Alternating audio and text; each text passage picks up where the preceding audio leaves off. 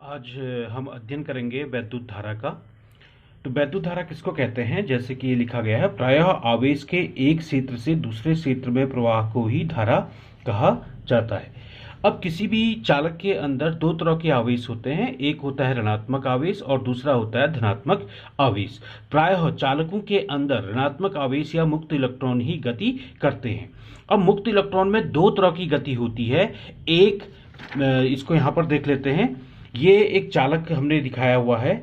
इस चालक के अंदर दो तरह से गति होती है। एक गति जो कहलाती है वो कहलाती है यादृच्छिक गति, और दूसरी गति कहलाती है किसी वैद्युत क्षेत्र ई के अंतर्गत की गति, और जिसके कारण जो वेग प्राप्त होता है उसको कहते हैं अपवाह वेग। जैसे कि हम ये देख रहे हैं कि पहला हमने एक चालक रखा है। इस चालक को हमने किसी के साथ कनेक्ट नहीं किया है, जोड़ा नहीं है, किसी बैटरी के साथ हमने जोड़ा नहीं है। तो इसके अंदर जो वैद्युत क्षेत्र का मान है शून्य है। तो वैद्युत क्षेत्र का मान शून्य है, तो अगर हम इस छोटे से क्षेत्र को एक बड़ा करके देखें तो यहाँ पर जो इलेक्ट्रॉन की गति है वो आप देख रहे हैं P1 से स्टार्ट हुई। ये P1 से गति स्टार्ट, ये जो गति इसमें है पूरी तरीके से ताप के कारण जो मुक्त इलेक्ट्रॉन है उनमें गति होती है। और यह क्या होता है, P1 से प्रारंभ करता है, टकरा, फिर आगे जाके एक आयन से यानी धनायन से टकराता है, फिर अपनी दिशा को परिवर्तित करता है, फिर धनायन से टकराता है, फिर अपनी दिशा को परिवर्तित करता है, फिर धनायन से टकराता है, फिर अपनी दिशा परिवर्तित कर रहा है। तो इस प्रकार से ये कई बार अपनी दिशा को परिवर्तित करता है। जब कोई भी बाह्य वैद्युत क्षेत्र नहीं लगा है तो हम देख रहे हैं कि ये बार बार टकराने के बाद पुनः अपनी स्थिति पर ही आ गया है। ये जो दिशा है, ये वाली जो दिशा है, ये तार की लंबाई की दिशा है। आप देख रहे हैं कि ये P1 से स्टार्ट किया और ठीक इसके नीचे आके P2 पर ही खत्म हो गया। अर्थात जो यादृच्छिक वेग इसने प्राप्त किया, इस यादृच्छिक वेग का औसत शून्य है। अर्थात इसके कारण इसके द्वारा तार की लंबाई की दिशा में चली गई दूरी शून्य है, क्योंकि इसने P1 से ही स्टार्ट किया था और P2 पर ही आकर इसने खत्म किया है। जबकि दूसरी चीज हम ये देखते हैं कि ये जो तापीय गति होती है, इस तापीय गति का जो वेग होता है वो बहुत अधिक होता है। इसका मान होता है 10⁶ मीटर प्रति सेकंड। अब हम देखते हैं कि जब इस तार को या इस चालक को किसी बाह्य वैद्युत क्षेत्र के साथ जोड़ा, किसी बाह्य बैटरी के साथ जोड़ा जाता है, तो इसमें एक वैद्युत क्षेत्र बाईं ओर को लगता है E, और इसके कारण इस आवेश पर एक Q इंटू E बल लगता है दाईं ओर की ओर।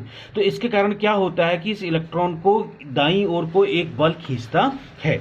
लेकिन इसके अंदर की जब गति देखी गई, इस छोटे से क्षेत्र को जब हम बड़ा करके देख रहे हैं, ये तार की लंबाई की दिशा है। अर्थात इलेक्ट्रॉन को इस बल के कारण बहुत शीघ्रता से इस बिंदु से इस बिंदु तक पहुंच जाना चाहिए।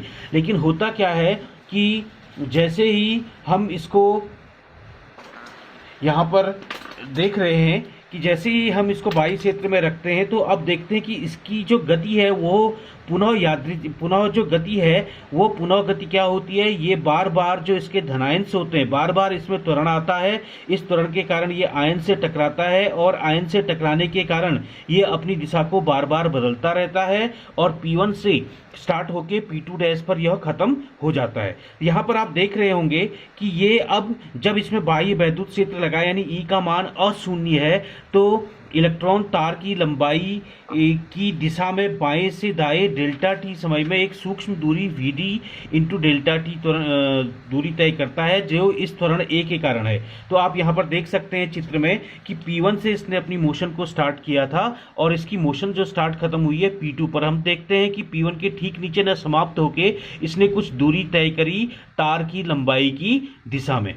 इस गति को हम त्वरित गति भी कहते हैं, जिसका मान F/m QE/m होता है, और इसका मान अति सूक्ष्म होता है 10⁻⁴ मीटर प्रति सेकंड। और इस प्रकार से जो इसने वेग प्राप्त किया है, औसत वेग जो प्राप्त किया है, उसे Vd या अपवाह वेग कहते हैं। जबकि इस स्थिति में इसका जो यादृच्छिक वेग था, इस यादृच्छिक वेग का जो औसत था वो शून्य था, क्योंकि डेल्टा टी समय के बाद ये पुनः उसी स्थान पे आ गया था। तो कहने का मतलब ये है कि जब वैद्युत क्षेत्र E = 0 होगा अर्थात कोई भी बाह्य वैद्युत क्षेत्र नहीं लगा होगा तो इसकी गति कहलाएगी यादृच्छिक गति। अर्थात जब आरोपित विद्युत क्षेत्र E शून्य होता है, अर्थात चालक के अंदर विद्युत क्षेत्र का मान शून्य हो, तो मुक्त इलेक्ट्रॉनों की गति यादृच्छिक होती है और चालक के अंदर धारा का मान शून्य होता है। जैसे कि आप देख रहे हैं यहाँ दोनों को हमने कंबाइन किया है, तो आप देख सकते हैं ये लाल वाला जो पथ है इलेक्ट्रॉन का, वह पथ है जब इसकी गति यादृच्छिक गति है, अर्थात बाह्य वैद्युत क्षेत्र का मान शून्य है। और आप पुनः देख सकते हैं कि ये बार बार टकराने के बाद P1 के ठीक नीचे P2 पर समाप्त हो गया है।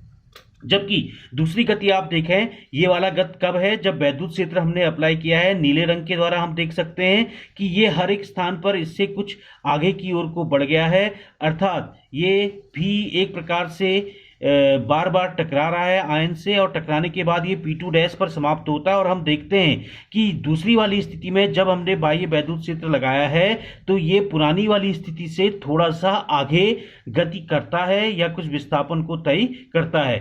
तो इस प्रकार से जो ये जो Vd वेग इसने प्राप्त किया है इसको हम कहते हैं अपवाह वेग।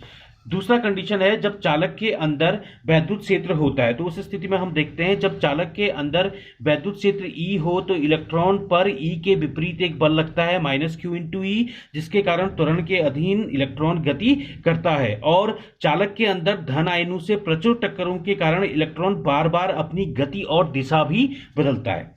होता क्या है कि जब बाह्य क्षेत्र E लगाते हैं तो इलेक्ट्रॉन में एक परिणामी वैद्युत बल के विपरीत एक सूक्ष्म वेग उत्पन्न होता है जिसे हम कहते हैं अपवाह वेग या ड्रिफ्ट वेलोसिटी।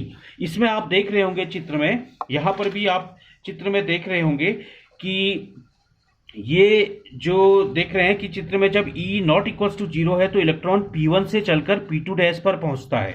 जैसे आप यहाँ पर भी देख रहे हैं P1 से चल के P2 डैश पे पहुंचता है जब हमने बाह्य वैद्युत क्षेत्र E लगाया। इसके विपरीत ये आप देख रहे हैं कि इस वाले चित्र में भी आप देख रहे हैं कि जब ये लाल वाली स्थिति में था, यानी जब कोई भी बाह्य वैद्युत क्षेत्र नहीं लगा था, उसकी अपेक्षा Vd × डेल्टा T दूरी आगे की ओर को बढ़ा है, अर्थात इसमें थोड़ा सा तार की लंबाई की दिशा में विस्थापन आया है, अर्थात ये तार के बाएं किनारे से दाएं किनारे की ओर को चल रहा है। तो इसमें हम ये कह सकते हैं कि डेल्टा T समय में इलेक्ट्रॉन E के विपरीत Vd × डेल्टा T दूरी तय करता है। यही जो वेग Vd है जो बाह्य वैद्युत क्षेत्र लगाने पर उत्पन्न हो रहा है, इसे अपवाह वेग कहते हैं, जिसका मान 10⁻⁻⁴ मीटर प्रति सेकंड है, जो कि अति सूक्ष्म होती है। तो इस प्रकार से यही जो अपवाह वेग Vd उत्पन्न हुआ है बाह्य वैद्युत क्षेत्र लगाने पर त्वरण के कारण, ये जो अपवाह वेग उत्पन्न हुआ है कैसे हम देख रहे हैं, यहाँ पर आप देख सकते हैं कि ये जो इतनी एक्स्ट्रा दूरी आगे बढ़ गया है वैद्युत क्षेत्र लगाने के कारण, इसी अपवाह वेग Vd के कारण चालकों में विद्युत धारा प्रवाहित होती है। तो इस प्रकार से हम देख रहे हैं कि दो प्रकार के वेग हैं, एक है यादृच्छिक गति है यादृच्छिक वेग, और दूसरा है अपवाह वेग। यादृच्छिक तब होता है जब बाह्य वैद्युत क्षेत्र नहीं लगाया होता है, जिसको आप लाल के द्वारा देख रहे हैं, और जब हम उसमें बाह्य वैद्युत क्षेत्र E लगा देते हैं तो आप देखते हैं कि नीले के द्वारा हमने व्यक्त किया गया है जो P2